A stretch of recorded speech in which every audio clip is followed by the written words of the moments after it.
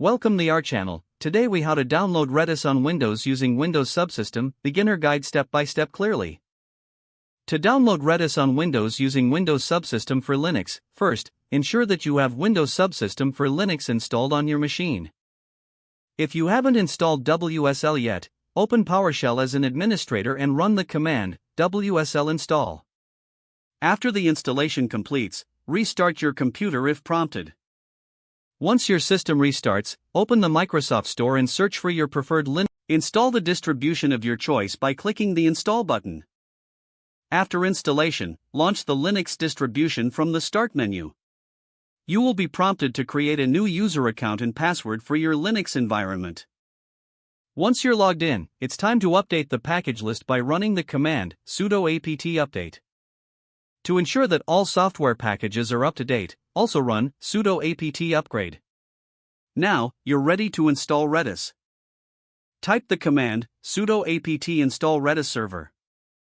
After the installation completes, you can start the Redis server by running sudo service redis server start.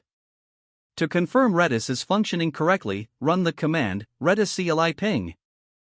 If the response is pong, your Redis server is up and running. You can now begin using Redis on your Windows system through WSL. If you want Redis to start automatically every time your system boots, enable the service by running sudo system to enable Redis server. You have successfully installed Redis on Windows using the Windows Subsystem for Linux. You can now explore all the features and functionalities that Redis has to offer. If the page does not load, refresh the browser or try again in a private or incognito window.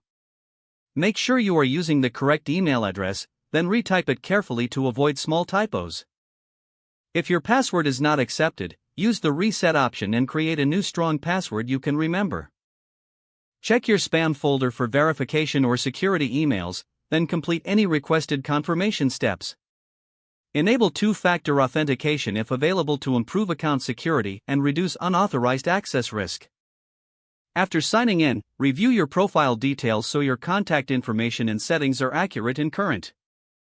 If you see an error message, note it down and try again after restarting your device and internet connection. Log out when you finish, especially on shared devices, to keep your account and payment information secure.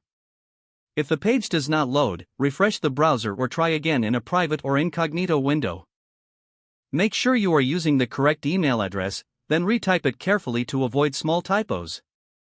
Don't forget to like this video and subscribe to our channel for more step-by-step tech guides.